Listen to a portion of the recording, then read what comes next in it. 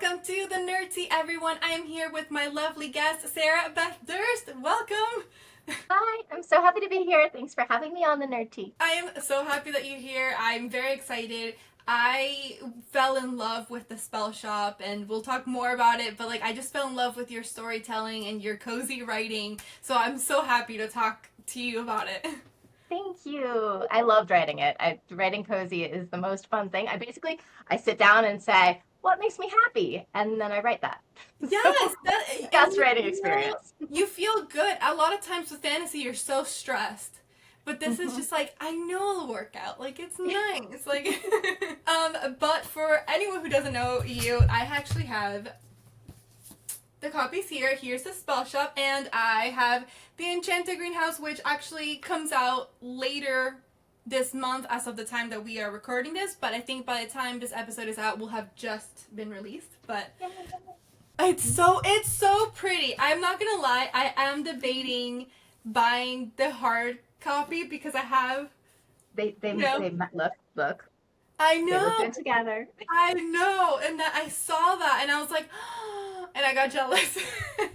You know, it's super dorky. I bought when Spell Shop came out, I bought purple Sharpies so I could sign them in purple, and now I have green Sharpies for the Enchanted Greenhouse, and I carry them everywhere, like just in case. I actually tried. So I'm wearing purple, and then I put teal because I was like, maybe should I don't Yeah, know. that's perfect. That's it.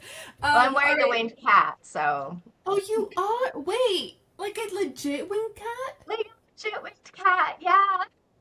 So we What? have a tradition. Every time a book of mine comes out, my husband goes on Etsy and finds like a piece of jewelry that I can wear that reminds me of the story I wrote. And it Yeah. means I have the most eclectic jewelry collection, but I love it because each of them comes with this memory. So this is my Enchanted Greenhouse necklace. And did he just easily find a Not full? easily. There, No. there was a lot. There was a lot of searching. Okay. Uh, I love that. I it's the cutest little thing. You see it in the cover, and it's the cutest. It's so cute. yeah. I'm obsessed. I want one now, actually. Yeah, I feel like if my cat had wings, it would be a terrible idea. But in general, I cat. It's just Yeah. cats are supposed to be graceful, and no one told her. So I think it would be a really bad Ah, idea if she could fly. the poor thing. Yeah, she thinks she is. She leaps onto things, and like everything scatters, and she's like, "You did it." I'm like, "No, Yeah. it helps Is you." she a black cat? She's gray, She's and gray. she's soft. She's so soft. She's like chinchilla soft. I'm actually surprised she's not here right now. She's usually perched right here while I'm writing. Super helpful. Yeah, well, if she comes up at any moment, please interrupt us I will and just be like, introduce. cat. Okay. Cat text.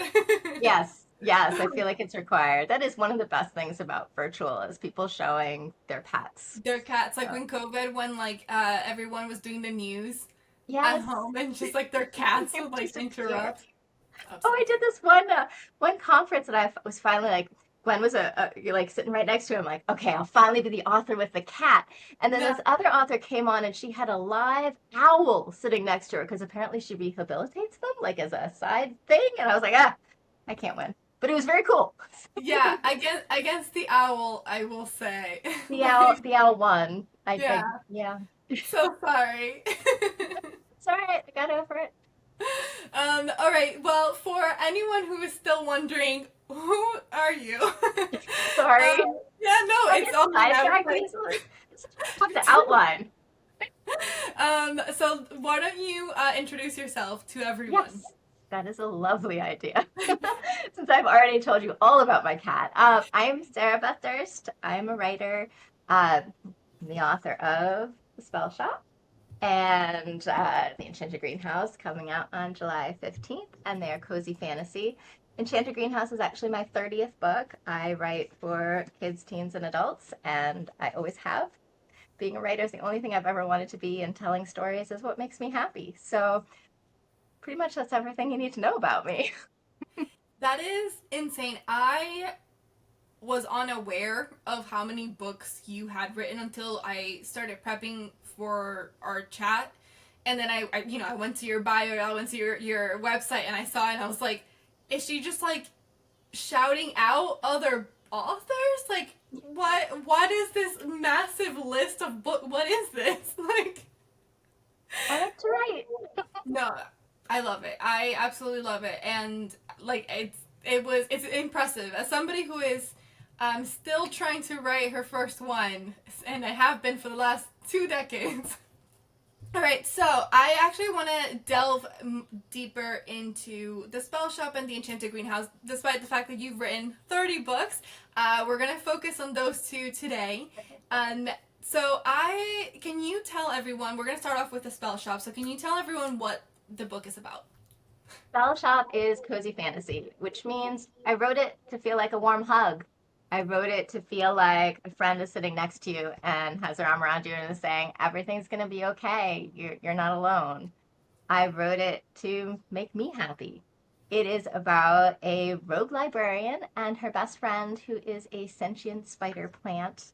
And when the Great Library of Elysium, where they work, begins to burn in a revolution, they gather up all the books they could possibly save. Like, she's grabbing them with her hands, he's grabbing them with his leaves and tendrils, and they flee. And they go to the only place she can think of to go, which is her childhood home, this beautiful island filled with mer horses and a random unexplained unicorn. And they open up a rather illegal spell shop. Why is it illegal? In this world, the Emperor has been hoarding magic, and only approved university trained sorcerers are allowed to cast spells. Ordinary people aren't allowed to use magic. And one of the themes running in this book is that magic belongs to everyone. Everyone deserves enchantment and wonder in their life. And so that's a running thing throughout it. So Keela opens up a shop to help restore magic to the island and to fix all the things that have gone wrong in the absence of magic. One of the things I loved about Keela is that now that you introduce our main character is that she starts off as what I think most people imagine readers are like, which is just very hermit-like, and they're not completely wrong about this. But you know, she is not very good socially. Her best friend is a plant, a house plant, you know? And throughout the book, with her realizing that she wants to help out, she starts opening up a little bit more. So can you tell me a little bit about her and the arc and the journey that you have her on? Yeah, I usually with my characters, there's like one moment where the voice kind of clicks for me, where I'm like, ah, I know who you are. And with Keela, it was when I wrote the sentence, it wasn't that she didn't like people, it was only that she liked books more. I'm like, I know you. We can hang out. So she starts out, she's been sequestered in this library by choice for the past like 11 years. And she doesn't think that she needs anyone. She's got her books, she's got Kaz, the plant, and she thinks everything is fine, exactly like that. She intends to go to this island. She doesn't intend to speak to anyone. She's just going to hole up, keep the book safe. Everything is going to be fine. And she discovers when she gets to this cottage that, like, she needs to, like, eat and not die. So she has to interact with other people. And the whole journey for her is just discovering that strength comes from connecting with other people, getting this kind of found family. There's a mer horse herder that lives on the coast that is her closest neighbor and keeps trying to help. And he's also very, very handsome. Yes. With a wonderful smile. And yes, so her process is learning to connect with others and learning that happiness comes from love, from caring about other people, from connecting and having this community. And that makes you stronger, that makes you healthier, that makes you happier, that makes everything better. So that's really the journey she's on. And speaking of the very handsome, yes, Lauren, if I'm pronouncing this correctly. Yeah, that's right. That's good. Okay, cool. You can say it however you like. Yeah, because you know, sometimes in your head you have it one way, and then you hear a lot, you're like, whoa, that is not what I've been saying. Honestly, I'm super inconsistent about it because I mainly just see the words on the page. My audiobook narrators are like, so Sarah, how do you pronounce this? I'm like, well, what do you think? Like, you tell me, actually. What do you like? What do you want it to be? Yes, so I found him funny because he is the opposite. His whole um love language is just like doing things and being around people and like kind of putting himself there in a way. So can you tell me about finding Kila's perfect match, basically? So one of the things going into this that I really wanted to portray was I really, really wanted to write about a non-toxic relationship where Yes, there are people, lots of green flags. right? So many green Yes. flags, yes. And I usually don't base my characters or have them be inspired by other characters. Usually I build them from scratch. But there is one character that did inspire Laren, and that is Kristoff, specifically in Frozen 2. Ah, I love that. Okay, yeah, he is like the ultimate like cuddly Right? bear. Because there's Yes. this one moment in Frozen 2. Anna is running to bring the troll, the earth spirits. Yes, those big rock giant guys. They're running Yes. to the dam, and Kristoff on Sven comes and scoops her up and says, "I'm here. What do you need?" And that moment, I think, is key to this character. That, like, Yeah. not going through and then my love is not fragile, that other line. I was like, yeah, you're good. You've got some Yeah. green flags. So Yes. that is at this character's heart, that need to be kind, to help others. That, as you said, like, his love language is showing that he cares by doing things. I immediately fell in love with him when we get introduced to him, just like not even asking, just like helping out, and I was like, yes, right there. He will do the chores unasked. Yes, like literally, I was like, where? Sign me up. And he And builds your actually, bookshelves, so that that is the ultimate. yeah. Building the bookshelf, that was like the ultimate act of love, in my opinion. Mine too. We also have your Kaz, the plant, also has a very strong personality. Yes, I love my cats. Can you sort of give us an idea of Kaz and how you came up with Kaz? Cats. Well, I had Kaz from pretty much the beginning of the story idea. So when I sat down to write Spellshop, I actually didn't know what the story was going to be about. I didn't know any of the characters. I just knew how I wanted the book to feel. Mm. I wanted it to feel gentle and kind. So, excuse me. So I built everything around that feeling. And I started making this list of all the things that make me happy. And one of the things I listed was sentient succulent, because I like the alliteration. And Yes. then I decided he was going to work in a library, and the thorns would not be good on the books.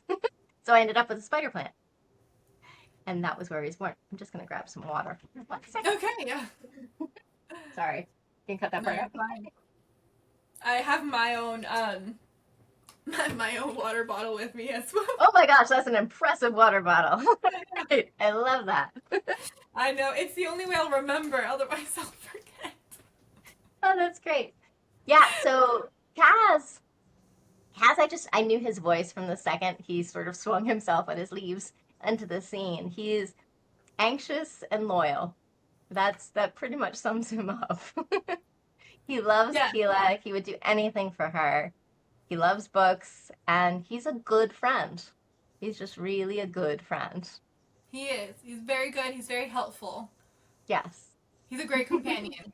Yeah. I'm very fond of him. I had a lot of Yeah, fun writing him. I don't think I had ever read a book with like a house plant as like the companion, but you brought such an original voice to them. Just like sarcastic, but also very helpful, very smart, very curious. He was so much fun to write. Yeah. And one of the best parts since Spellshop came out is the number of people that have been sending me pictures of their spider plant. It has given me so much joy. I had Yes, no idea. I feel like Kaz has increased the sale of spider plants throughout the reading world. absolutely. Yeah, absolutely. I agree. Yeah, now just in case, I feel like I need a spider plant. Right? Just, just to hang out with. Yeah. All right. So before we move on to the Enchanted Greenhouse, I want to know what book tropes would you describe the spell shop with? Mm, yeah. Well, definitely found family comes in there. Hmm. And I don't know if this counts as a strength, but as a book trope, but kindness is strength is really something I find in there. And now I'm drawing a blank on all of tropes, and I should definitely know this. I mean, it's cottagecore, absolutely. Hardcore. All Bit right, of help me a out here. What other tropes are in there? okay. Bit of a slow burn. Yes, Bit of absolutely. a bit of a. She's not exactly like a grumpy cat, but a little bit of like sunshine and Yeah, a little bit of that. Not because she is, but because she just doesn't know. right. Yes. Kind of like that. Um. Yeah, I think those are. Yeah. Yeah, yeah, and it's definitely extremely cottage core, and there's like lots of food and so much raspberry jam. I mean, the research for this book was very difficult. I had to go to the farmers market every Friday and try out different kinds of jam. It was, it was a lot. That was actually one of my questions later on. Like the research for this because I was Oh yeah. like, I don't know, but I feel like the research was fun. Like, It was. I did learn how to make jam, and it turned out very well. I mean, it's basically just fruit and sugar, and then you stir it for a while, and then you eat it. So wait, so like what kind of jam do you make now? Like do you, like what was your favorite to make? I made this mixed berry jam that worked out well, and raspberry jam that had to be attempted, obviously. Yeah, yeah. I did fail to make apple jam. That did not. That Oh didn't go no. well. So there must be some extra thing. I'm like, this is basically just mushed applesauce. So I Oh did no. something wrong there. I feel I love jam. I love the idea of making your own. I think that's like the ultimate cozy thing to do. Right? It turns out really well. Like it's not that hard. Yeah, So what was your favorite thing to make with it? I just pretty much just shoveled it into my mouth after I ate it. So I don't think I did anything fancy with it. I was like, I was supposed to cook something. Spoon. No, I just ate it. I mean, valid. Valid. All right, let's move on to The Enchanted Greenhouse. I am very curious about this one because there is a yes, oh, the cover is so pretty. Um and this is like more of like a like I feel like more of like a cozy wrap your blanket with more than like more than the spell shop. This one's more like it's cold, let's just like cuddle or something. Cuddly. It's a cuddly book. Yeah, I like that. Yes. Yes. I really wanted to make it feel, I mean, I just think everybody deserves to have some place, even if it's fictional, they can escape to that is filled with just beauty and magic. And that's what these greenhouses are for me. They're a sanctuary. They're some place Yeah. where you can go when the world, as it often is too much. Yes. So Just a bit. just fit. So why don't you describe what the Enchanted Greenhouse is all about? Yes. Well, this one does have a book trope of grumpy sunshine. So That one's like here he much definitely more does. defined, yeah. Yes, this was deliberately a grumpy sunshine because I love that trope. It's so much fun to play with. Enchanted Greenhouse is about a librarian. I like librarians. Librarians rock. So, about a librarian who cast an illegal spell to create a sentient spider plant because she was lonely and it was illegal, so she was punished by being turned into a wooden statue. And the Enchanted Greenhouse is a story of what happens to her after that. So she wakes alone, cold, on this nearly abandoned island. Outside, it's snowing, and it's filled with these magical greenhouses. And she goes in and discovers magic and wonder, and a solitary and very grumpy gardener, and a winged cat, and tiny dragons, and all sorts of other things. That is essentially the Enchanted Greenhouse. No, it's perfect. It's absolutely perfect. And I love okay, this one also her name pronunciation Terlu. That's how I would say Hello. it. Yep. Terlu. Terlu. Okay. I was so pleasantly surprised when I read it. I kind of went into it blind. I don't know why. I was just like it didn't occur to me to read what it was about. I Well, just knew that it was the that's the same best way world. to do it. Yeah, So, I was just like, sure, I love the spell shop. It's in the same world. I'm sure that whatever it is, it's fine. And I was so pleasantly surprised to find out that we had heard about Perlu before. Did you Yes, always know that that was gonna be I knew after I wrote that bit, after okay? she's mentioned, you can read Enchanted Greenhouse without having read Spellshop. They're designed to be standalones. Yes. But if you have read Spellshop, there is a mention of Terlu in Spellshop. And I mean, cozy fantasy, you're supposed to, it's saying that everything's all right, but everything was not all right with this librarian that got turned into a statue. And I Yeah. kept worrying about her, and Me too. I knew when I wrote that scene where she's mentioned, where Kaz talks about her, that I had to tell her story. I couldn't leave her like that. I had to help her find her happy ending. Yeah. So so I did know before I finished Spell Shop, but I didn't know before I wrote Spell Shop, if that makes Yeah. sense. It's so funny that you mentioned that scene because that's the exact same scene that I was like, wait, Yeah. I need to know, I need to know about her. I felt the So same way, so I wrote it.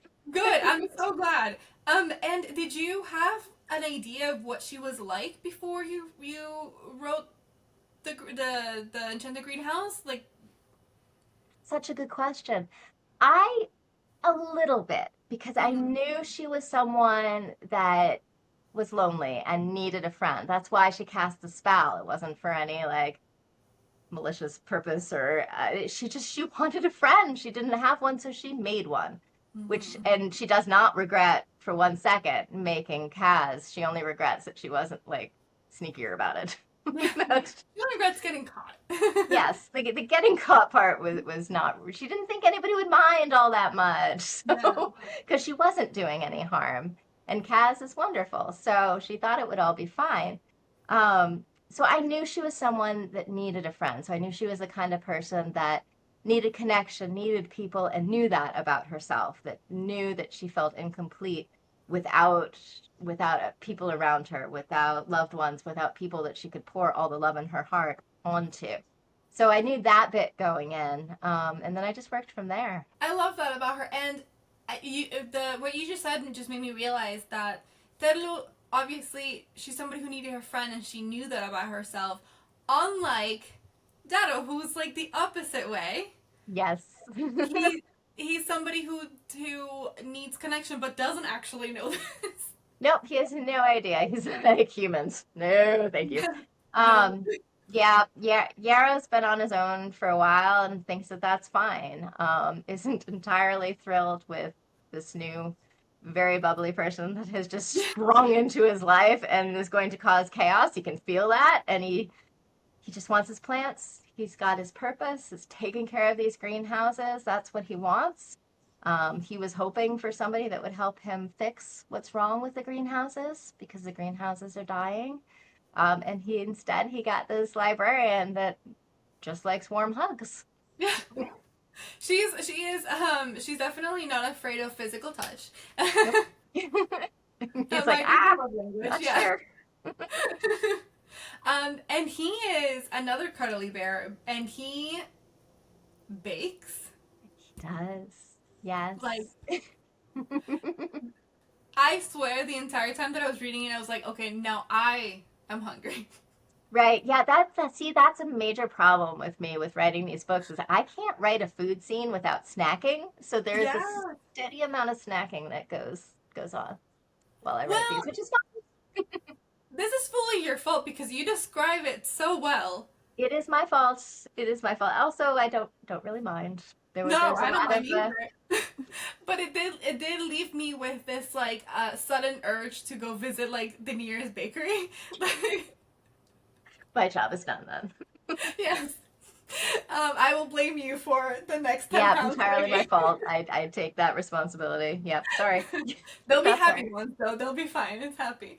Yeah. Um, so this one obviously it's a greenhouse, and so this one also has a lot of sentient plants, and you had a lot of different fun personalities. Did you just like I don't know why, but I just kind of pictured you walking down like an aisle of plants and just being like, "You look like you would be like this. You look like that." Like, is that? Honestly, that's really accurate. Yeah, yeah, totally technical and artistic. I'm just like, yeah, you look like you'd be like this. Yes. Yeah, I had several plant books out from the library, and I'd flip through and be like, "We need one of you, Yeah. and one of you, and one of you," and I got a little bit carried away. I'm like, "Oh, my editor is gonna make me cut some of these plants," and she was like, "More plants." I'm like, "Okay, I gotcha." So Yes. it was very Well, fun. because you also made up some. Not like the Yes, sentient necessarily, but in this world of the greenhouse, you also made up some. I did. I did. One of the main plants is a resurrection rose, which Mm. doesn't exist. And I do keep getting occasionally people asking me, like, how do I find? I'm like, well, it's kind of in my brain, and now it's in your Oh. brain. So there you go. But it is based on, well, a rose. But at Yeah. the heart of there's this plant called, I forget the Latin name for it, but it is, if you look up the generic, is resurrection plant. And it's Mm. called that because it can survive without water for a very long amount of time. And it gets into this curled up, it's like this lace-like leaves that just coil into each other. And it looks like a little tumbleweed, a little like lightly green tumbleweed. And it can be like that for a ridiculously long amount of time. And you add water and it unfurls.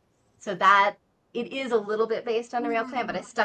I stuck a rose right in the middle. Yeah, I love that. Plants are so weird. They are. I love plants. They don't always love me in real life. I don't actually have a green thumb. They hate me. These are Oh, fake. In oh, case you're wondering. we're keeping up the luck. They don't like me at all. They don't. I have a friend who, her partner has a green thumb, and I call him doctor because I will take my plants, and I'm like, it's dying again, and I've taken my plant several times because I'm like, it's dying, and he's like, are Yeah. you watering them? Like what? Yeah, I actually I bought myself a spider plant right before Spellshop came out, but I waited till like the week before because I'm like, if I kill this off, that's gonna be like the worst karma ever. No, So I no. waited right before. He's doing fine. Good, good. I hear Yep. those are the easy ones. That I was told that, which is good, but I'm like, well, I'm not going to attempt like an orchid or anything like that because I feel like that would just be mean to the orchid, and Yeah. they should go to somebody that knows what they're doing. Yeah, I was gifted. This is a long time ago. I was gifted a cacti, Hmm. cactus. I don't. Cactus is the Cactus is a singular. singular, and yeah, cacti is a. Okay, so I was gifted one, and I killed it. Oh, How do you kill a mm, plant that barely requires water? I don't yeah, know, that but I takes some found a skill. way. Yeah, Okay. I did it. I did it. And Yeah. I to this day, it's been like a decade, and to this day, I feel bad about it. Like, Yeah, no, I feel that. Yeah, I adore plants. When I was growing up, my mom has a green thumb. Like she can grow anything. She's growing this tomato plant right now that is just like absolutely enormous, and I didn't even know they got that big. yeah, But when I was growing up, she had the most amazing flower gardens just everywhere. And she was always out working in the garden and making them gorgeous. We had peonies and roses and lilies. She had this huge vegetable garden. We had this raspberry patch, strawberry patch, peach trees, all of this. And I was like over reading my book. So I've heard none of it. But to me, growing up, it was like all of these plants just came up like magic, which I think yeah, is part of the inspiration of the greenhouses because yeah. plants, they feel magical to me. No, they do. The people who have like true green thumbs, it is like they're doing magic. Like Yes, yes, all of a they're sudden like there's something gorgeous or edible or interesting. yeah. I agree. I totally agree with that. What is the book tropes for this one? This is Grumpy Sunshine, This definitely. definitely. Yes. Got some got some found family in there Yes. as well. And it's not only one bed, but it is only one cottage. So, Yes. And it's yeah. also definitely slow burn. Yes, it is definitely slow burn. I Yeah. like sweet romances. I like, you know, where there isn't like this big misunderstanding. It's just they have to grow towards each other before they can really connect. And Yeah. yeah, I loved both of their arcs. I thought that they it was a very sweet growth thank that they you. both had. Thank you. I Yeah, won't I spoil really it for enjoyed people, but it. Okay. Yeah. So hard not to be like, oh, and I loved writing this part. Like, oh, Sarah, yes, don't tell people my that. favorite. And so the ending was Right. Yes. Well, it's Um, nice. I can say that. yes, it is. It is. It's very satisfying. Okay, No. good. Thank I you. did want to ask because obviously you mentioned this earlier. Both of them had this in common, which was that they both feature librarians. Was that something that you wanted from the beginning? Yeah, well, it was on my list of things that make me happy. Libraries are just, they're magical places. You walk in and you're suddenly at home. It doesn't matter what library and what town. You're just at home. You've got old friends and new friends all around you, and it's just a magical place. And I think librarians are so important Yeah. to the world because they introduce the right book to the right person at the right time, and that can heal a soul. The right story can really just reach into your heart and make things even just a little bit better. And I think so. Libraries are extremely important. So when I was making my list, I was like, yeah, we gotta have a library. We have a library. We're gonna have a librarian and a Yeah. plant. Yeah. I know. All things readers need. Yes, exactly. All right, so I want to move on to my next section, which is I want to talk to you about your writing because I really, really enjoyed your very, very rich writing. Lovely. So the first thing I want to know is how do you personally describe your style of writing? My style of writing. Whoa. Oh, that's such a good question. My style of writing, I don't know. I just write. No, I write until it feels real to me. I think of being a writer is like the closest you can get in this world to being a wizard because we're trying to cast a spell. You're trying to create this Yeah. shared dream, this moment of telepathy with someone that you've never met. And all you have to work with are the words on the page. So it's all about choosing the right details. You want to choose the details that are the most evocative of the world, the story, the character that you're trying to create. So my writing process pretty much consists of going through the story and trying to visualize it in sharper and sharper relief so that I'm selecting those details that will blossom into the biggest picture in the reader's mind. Hmm. So when you are writing, does that mean that you will, as you're writing your drafts, you'll go back and like keep writing, or will you So write a many draft? times. Oh Okay. yeah, I do like 30 drafts for each book. But do you like write and then deal with that later, or do you keep fixing your drafts as you write them? It's changed actually. When Ooh. I first started out, I would need to write the entire book first. So I was writing like the skeleton of this creature that this book was going to be. And then Yeah. I go back through and I would add, the lungs so it would breathe, and then the next pass the heart, and then the next pass until finally you're adding the skin and the eyes and so forth, and you've got the full creature. And that worked really well for me in the beginning because it made sure that I had the shape that I Mm. wanted of the whole thing and that I was layering it. So it became this real layering process. Now, after I've written a number of books, I know that the full story will come, so I don't have to see it all there before I go back. So now I do much more of going forward and then jumping back and layering it and then moving a little forward and jumping back and layering it that way. I don't think I could have done that right away though, because then you end up polishing the first chapter like so much and not moving forward, which is a Yes. problem. Don't do that. Yes. I know. Yeah. So I always, advise people when they're starting out, finish it first. Finish it, Mm. then you can, and then that hurdle is done. And then you can go back and fix it. But what I do in practice is much more layering it like that until I get to the end, and then doing a bunch of extra ones at the end. Yeah. So, So does that mean that in order for you to get to this point now, are you somebody who does a lot of pre-planning then? well, no. Oh, no. I outline, and I think I've thought it all through. And I mean, it's not particularly detailed. It's like a page and a half, and they're just bulleted this. But I'm like, okay, I know the structure. I get like 5 pages in, and I've totally veered off course. Like, so You're like, never mind. right, I like to have the outline so I know kind of what the emotional arc of the characters, but how they actually get there. I also love leaving myself open for discovery. So I do an outline, but I feel free to throw it away instantly if I Yeah. think of something better. That is so cool because to me, I feel like you have like it's such a clear in the character led story. It's a very clear character and it's a very clear arc and it's a very clear journey and all of that. But Mhm. also, despite the fact that it's cozy and it's technically both of the books are set in the one place, it also feels like a very full world building. So it's really interesting to me to find out that you don't have like extensive I notes. adore world building. I've been doing Yeah. world building since I was a little kid. I used to gather up all the spare paper in our house and tape it together and draw these huge fantasy maps. And then Oh, people I then would love be called that. had magical powers and talking animal sidekicks. Yeah. So I Did you ever started doing do this very young. Did you ever do the rice or coffee for the maps? No. Oh yeah, you have you know like when you like throw it on the floor and then you trace it and then like that's supposedly like what your map is now or something. I love that.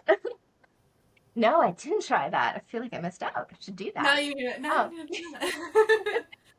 So Yeah, no, okay, I love building worlds. So, and yeah, I love layering them with history and their own folklore and implying a depth and breadth that you don't get to see on the page. I think that yeah. that's a lot of fun. So, Now I'm so interested about the fact that you don't have copious amount of notes. Hold on, I'm trying to organize myself here.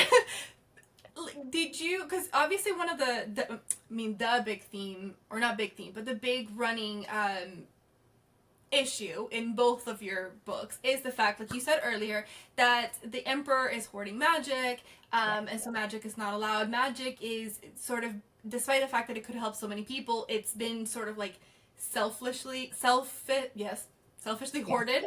And both the books deal with um, unselfishly. Jesus Christ, I cannot with that word. Selfishly. Nope. You know what I'm saying. I know Um, exactly what you're saying. And yes, yes, you're 100% um, right. so I wonder, is that like, I feel like that is such a premise that gives you so much room to play. So is that why you didn't need as much like notes because it's it's such a heavy premise that allows you to play so much? Yeah, I mean, I think I do a lot on instinct when I Yeah. write. And I think that's from having written a lot of books and just having read a lot of books and so forth. And I mean, I really feel a lot of writing is learning to trust yourself and getting your conscious mind out of the way and just trusting that instinct of what Mm. feels right. So what I try to do when I'm building a world and the history of the world is I will make a decision. Like I made that decision of that core cataclysmic event of the emperor being thrown out the window that changes the world. It's going to eventually change it for the better because he was not very good emperor, but it's still a massive change and upheaval for tons of people. So I keep that as the baseline, and then when I world build, I just start asking myself questions like, okay, if this happened, how would it affect this? Okay, if that's true, how would it affect this? And Mm-hmm. so I let the world grow organically. It's not like I sit down and say, okay, what is my economic system?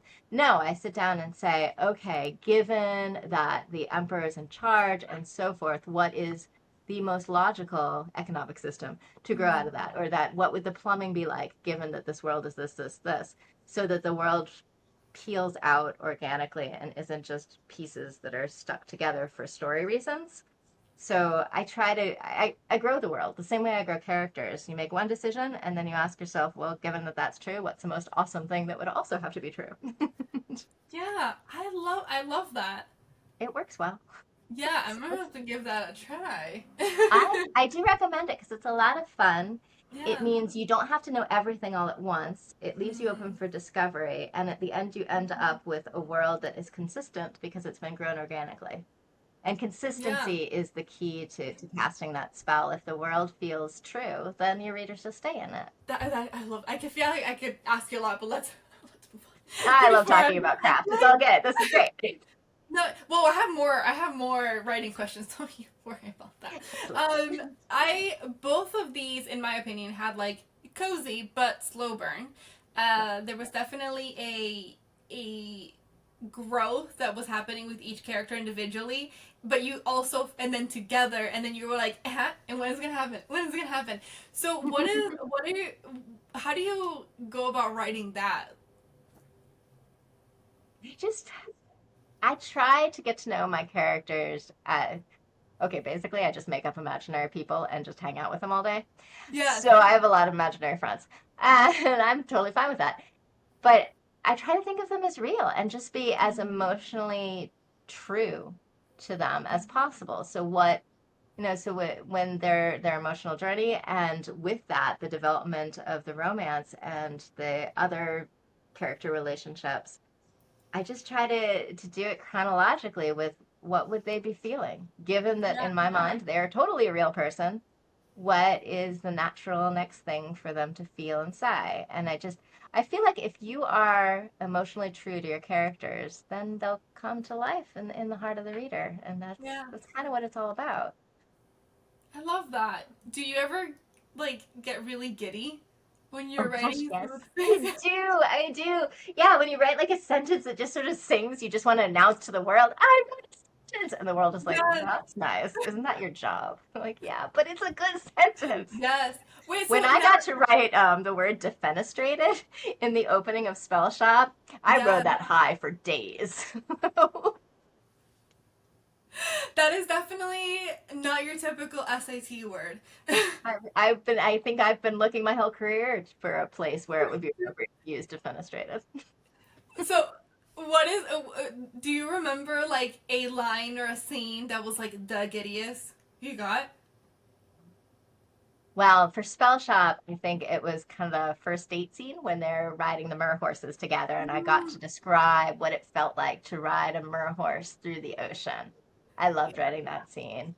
For Enchanted Greenhouse, ooh, how do I narrow it down without giving any spoilers? I know. It's hard, I know. Yeah, I think I really enjoyed describing all of the different greenhouses whenever they walk into something new, and like the plants are singing or they see a different creature in the leaves. Like I enjoyed making the magical details. I think those were the ones where I was like, ooh, I just made a insert whatever it is. So, I know what you mean. yes. And I have my favorites. So, uh, sorry, I got a cough. Wait. Jesus, sorry. You okay? Um, as far as your characters and writing their arc, which one was the ones that came easiest to you? And this could be for the the our women or our men. Which one was, I think, the easiest or the hardest for you? I think Carolou was pretty easy in the Enchanted Greenhouse because I'm naturally an optimist and she's an optimist. Yeah. And in Spell Shop, it was Kaz because I could just hear his voice so clearly. Yes. You had a very distinct And a voice. distinctive voice, as plants often do. So if you listen Yeah. right. Actually, also something that I really enjoyed about your characters is that both of the main characters are not the like strong, quote unquote, female Mm-hmm. protagonists. They're not out there. They're not the super strong fighters or anything like that. In fact, they have a pretty low opinion about a lot of themselves, and yet they're ultimately the ones that people look to be the strongest ones. And I want to know about choosing those kind of characters and writing I those. love that you asked that because one of the things I've discovered when you write a lot is that you discover the things that you're obsessed with.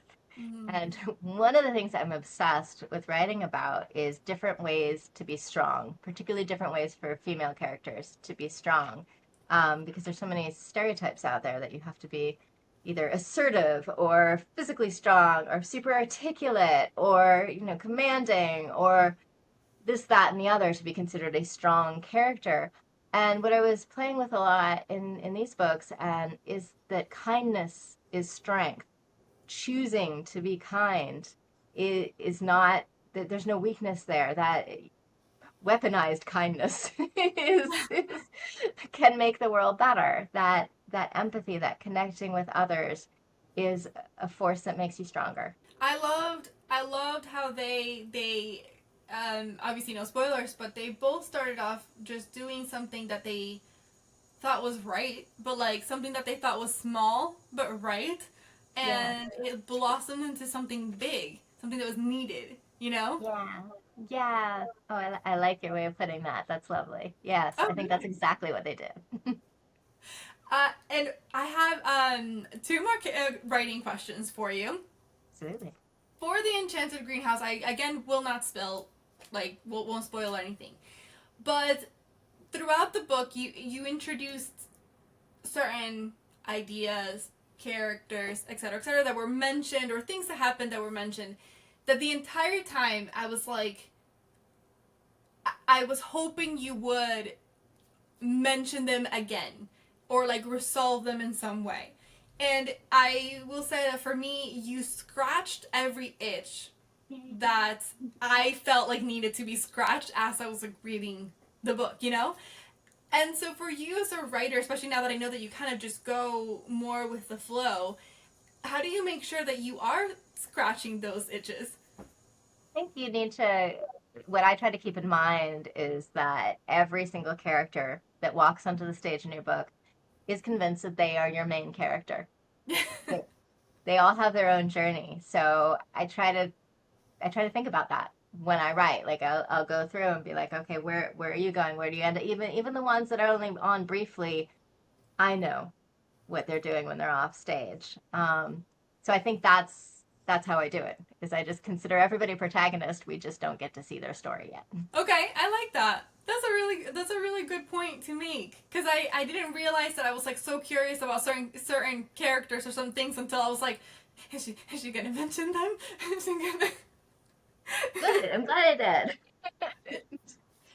And my final writing technique question is the fact that, as we mentioned earlier, you have written 30 books, and I mean, which is insane. But they span genres, they span ratings as far as like kids, adults. What do you find that is consistent in how you write these different things, despite the fact that they might look very different?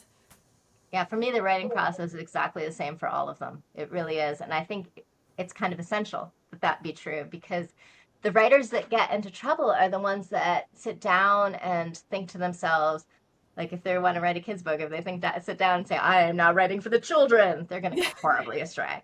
Or I'm writing for adults and therefore must impress them with my grand views on life and humanity and all of that. Mhm. Um, no, you just need to be, and I know I said this before, but I really believe it, that you have to be as emotionally true to the characters as possible. So that's all you do. If you decide that your story is going to be about a first adventure, that first step out of your house, that feeling of wonder and discovering that the world is bigger than you thought, you're writing a middle grade. You should be seeing this through the eyes of a 12-year-old. And if you see it honestly through the eyes of the 12-year-old, then the style, the pacing, the story, the world is all going to just come out that way naturally.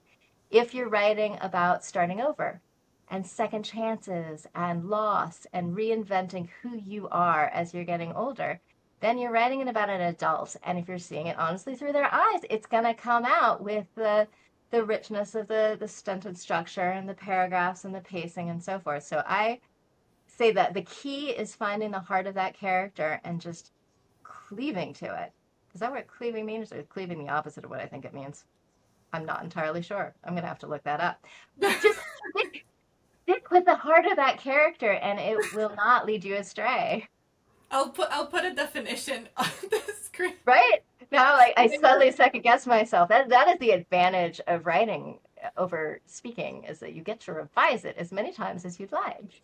Oh yeah, later on when you're like, I have totally used this word 30 times. What is a synonym for this? Because I cannot. Yes, yes, so true. Well, that was my questions for the writing section. So now I want to move on to my very last section, which is just my fun, more miscellaneous questions, just to get to know more about you, basically. Um, we have some quick rapid fire questions for you. Right, right. All right. What would you rather have, a jam shop or a greenhouse? Well, ooh. Can I both? We can say both, I guess. Yeah, we can I was cheat. gonna say jam shop because there's snacks, but then, greenhouses, you could have like, peach Anything. trees, apple trees, berries, and like there could be a variety of snacks. Okay, basically, I'm all about snacks. Yes, So, yes. Whichever gives you the best snacks is the yes, answer. Yeah. that's where I'm at. Would you rather have a talking plant as a companion or a cat with wings? These are really hard. I know. I wrote them and I was like cackling to myself, like the evil Yeah, flash. no, I mean, probably the talking plant, just because I keep picturing my cat causing such mayhem if she had wings. So, can I have my regular cat without wings and a talking plant? Because I think that would be. Absolutely. In the Okay. cozy, you can have whatever you want, Okay. technically. Yeah. Now, if you're asking which I would prefer to be, I would prefer to Mm. be a winged cat than a talking plant. So, Yes, I feel like anything with wings, I agree. Like, I would rather have, like, the ability to fly. yeah, I think that would be amazing. Although I, I, I don't know if I'd be any good at it. No, whenever people are like, Theoretically. what's the superpower you want? I always say teleporting because I imagine flying to be kind of like running. But yeah, it could be kind of tiring. And like, Yeah, I and I might don't not do it if run. it's too much effort. Yeah, I'd be I'm super not. sad. Yeah. I don't actually It's like want you to just run anywhere. love that. All right. Would you rather be a librarian or a sorcerer? Or, oh, Ooh. probably a sorcerer, because then I could just summon as many books as I wanted Yeah. and basically be both. Yours would just be instead of the island of like with a greenhouse, it'd be an island with the books. Yes, 100%. Like, yep, you know me well.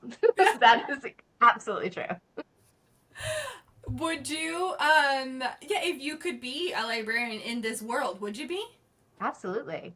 Yes, because then you get access to the books. Even when the emperor's around, you get access to the books. So, That's true. Although I will say, you kind of made this a little dark to be a librarian in this world. right, but it's important because they Yeah, are the keepers of the history and the story and the spells and everything that makes the Crescent Islands unique and special. So that's they have true. a very important role. That's true.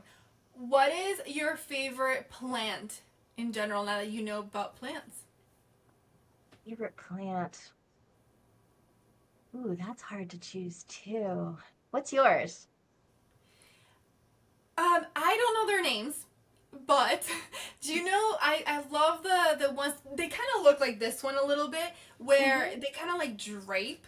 You know, people have them in like the pots and they drape and they like go all viney and they kind of look like the ones that like might crawl outside of a house, like a Tuscan house or some sort. You know the ones I'm Right? talking Yep. about? Yeah, Yep. those. Yep.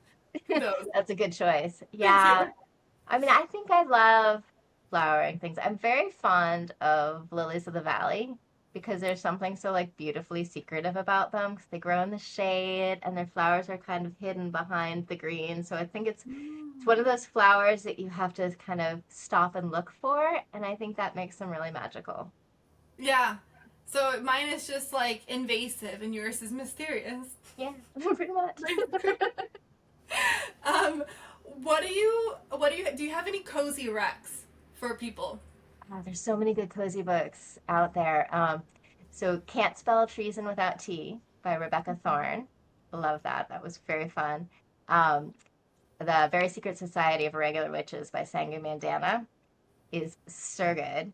Uh, let's see who else. Honey Witch by Sydney Shields was a lot of fun. And Teller of Small Fortunes by Julie Leong. And she also has Ooh. a new one coming out, and I'm blanking on the name, but it's really good too. Okay, I'm like now that I've read The Enchanted Greenhouse, I'm kind of like in the mood for more cozy, so I'm gonna Yeah. check these out. Any of those will scratch that itch. Yes, good. Of your books, if you had to say which book of yours is underrated that you're like want more hype for? I don't I feel like books are, I mean, there's like different kinds of food. So it sort of depends on what reader and what you Mm, want to eat at the moment. So I have a selection of different kinds of stories for what would feed your mood. Like if somebody is looking for something that is more epic and mm-hmm. more, I would go with Queen of Blood, which is about bloodthirsty nature spirits and the queens that can control them, and that is not cozy. No, I was Or like, that doesn't sound very good. it is not cozy. That is definitely epic. Yeah. And also the Bone Maker, which is about it's basically a Dungeons and Dragons party, but like 25 years after they defeated the big bad and they're called on to Okay. be heroes again. So, and then if you're looking for kids' books, Spark is about a girl and the lightning dragon. The Stone Girl's story is about a 12-year-old girl who is made of stone and she goes off on her quest to discover who she is. I So, love that. yeah. I mean, I love all my books. I wouldn't have written them if I didn't love them. So, Yeah. What is the genre that you find easiest to pop out? cozy fantasy has been like such a match of my heart and my skill set. So, um, it has been such a joyous writing experience. That said, I don't think I could have written it if I hadn't written epic fantasy first. Because Oh. there is it's an interesting technical challenge to write cozy fantasy because you're always taught and you train yourself as a writer to ratchet up the stakes and raise the conflict and just keep raising and raising and raising, whereas cozy fantasy needs to feel like a deep breath, which Mm-hmm. is counterintuitive to the skill set. So I think if I hadn't done epic first and knew when I needed to raise it, I wouldn't know where to find the breath in it. So I think those two are probably the two genres that come most naturally to me in my writing style, epic fantasy and cozy fantasy. And I think they are sort of mirrors of each other in some way. They kind of lock together that the epic fantasy is the gasp and then the cozy is the exhale. And I Yeah. think I'm made of both. So I love that, especially because one thing I did notice about your books, and we semi talked about it, is the fact that despite that it's cozy, it does have some dark themes to it. Like the way that Terl was punished is very dark. The fact that the Emperor's hoarding magic is very dark. Like you have, like I could see how you could take the exact same premise and decide actually we're going on like an epic quest to like yeah, maybe the rebellion that started the whole thing, or you could have easily had characters in the same world and completely change the tone of it. absolutely. Yeah, absolutely could have done that way. I chose deliberately to write about ordinary people. And Mm-hmm. I did want to have the darkness in it because if you don't have the dark, how can you see the light? I love that. I love how I love that description of a cozy. I've never considered that. Okay, so you have a book of your 30 that was adapted onto the screen, and I would love to know what that process was like for you. That was so cool. So that's my one of my YA books. It's called Drink, Slay, Love, and it's about a 16-year-old vampire girl who is staked through the heart by a were-unicorn's horn and develops a conscience and is not very happy about it because she would rather just go on murdering people. That was a lot more fun than feeling bad about it. So that was so much fun to write. Evil characters are great because you just basically sit down and you're like, okay, what would I never do or say? And then you get to write that.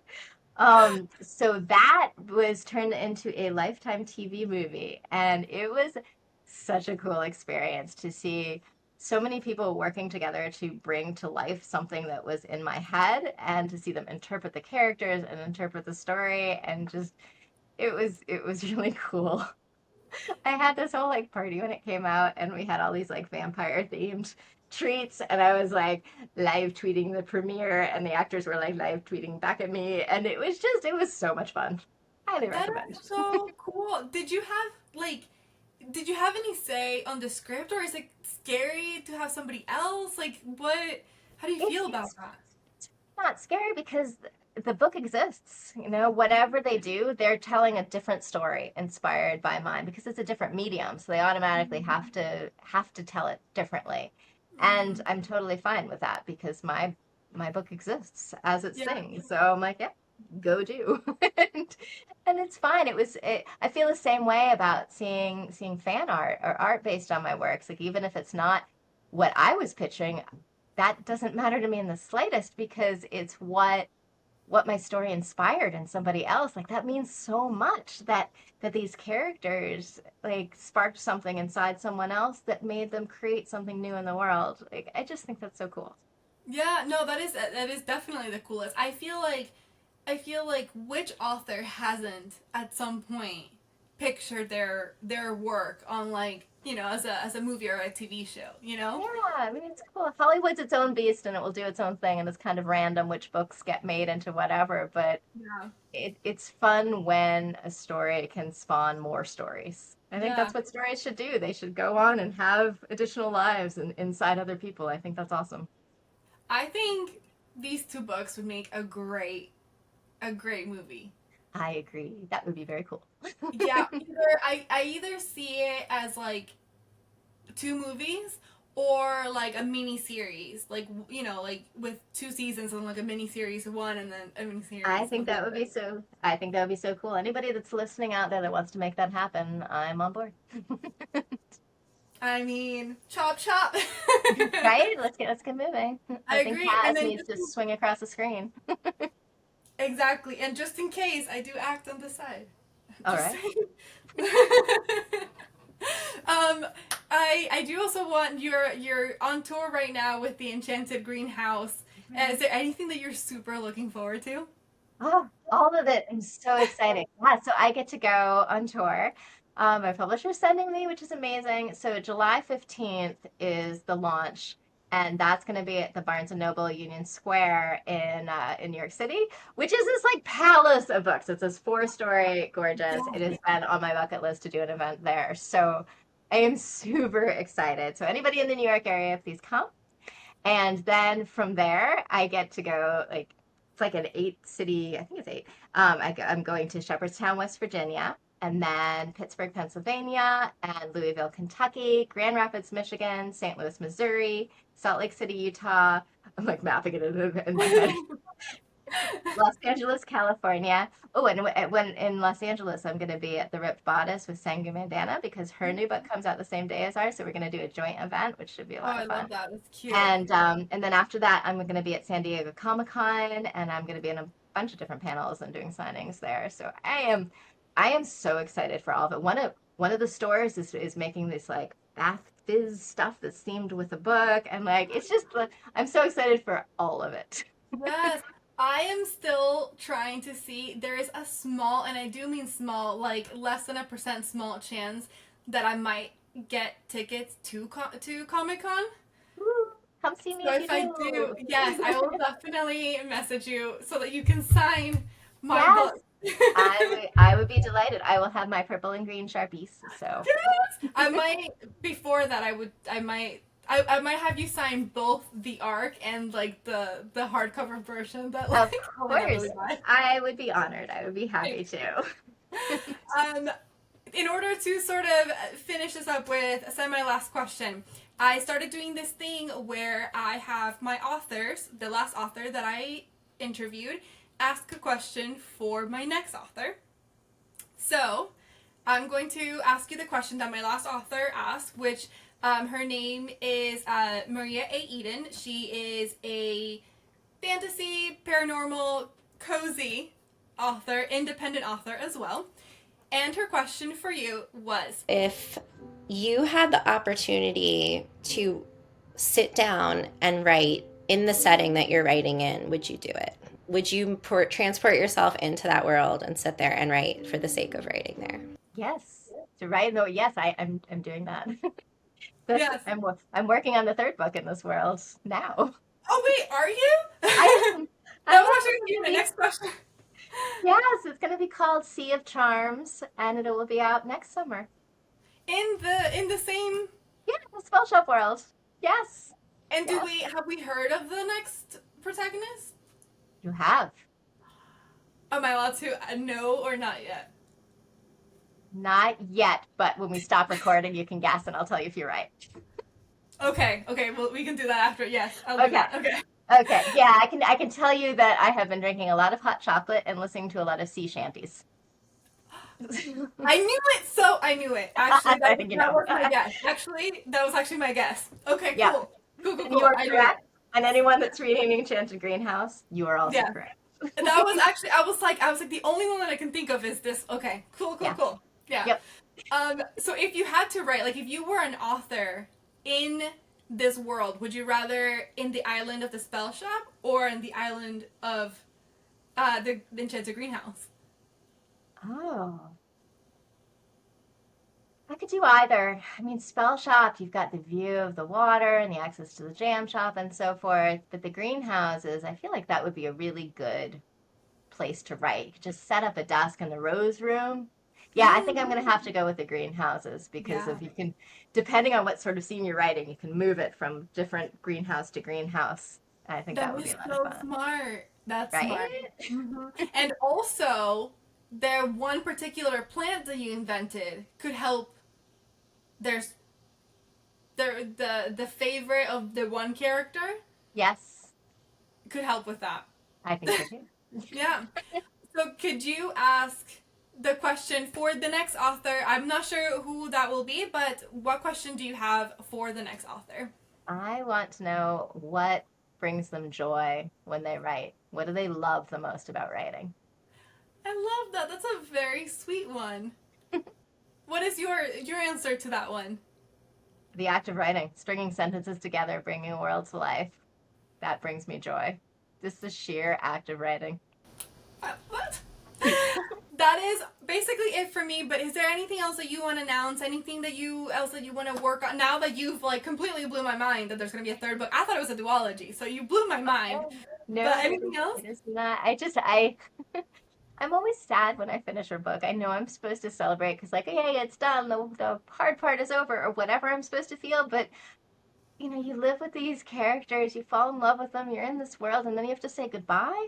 So I am just delighted that I get to play more in this world. I am enjoying myself immensely, and I intend to continue on. And I love that you're doing that character. I loved that character a lot. Okay, good. Yeah.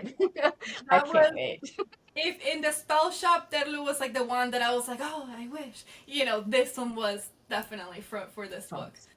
Excellent. Oh, I'm happy to hear that, especially since it's almost done. So. Oh, good. Wait. Oh, wow. It is. It's almost done. So do you have like a timeline? Do you think of like when we can expect? I know that you just releasing this. No, it'll be next. It should be next summer, like next July. So the way the process works with publishing, that when I turn it in, you know, there are a few more stages it needs to go through before it even gets to the printer and gets on the ship and gets on however it gets here. If I like put it on the back of a donkey and send it by bird, I have no idea. But it's a process to get it into the stores. Yeah. So I finish it long before, to the point where I'm like, okay, people, you need to read Greenhouse because I feel like I finished that a while ago. So yeah, it must feel so weird to be like, oh, we're still there. Oh, that's right. Right? Because my heart's already in the next one, and I can't tell anyone about it yet. Well, you told me a little bit about it. I did. You know now. And anybody that's read Greenhouse probably is a very good guess. Yes. And we love it. I mean, if they're like me, we love it. Excellent. Well, that is it for me. Thank you again so much for joining me. This has been such a fun conversation. I was so looking forward to chatting with you. And thank you so much. Thank you so much for inviting me and chatting with me. I love this. Thank you. All right, that was another episode of The Nerd Tea. Thank you again for my lovely guest, Sarah Beth Durst. And everyone, please go read The Spellshop and The Enchanted Greenhouse. Bye!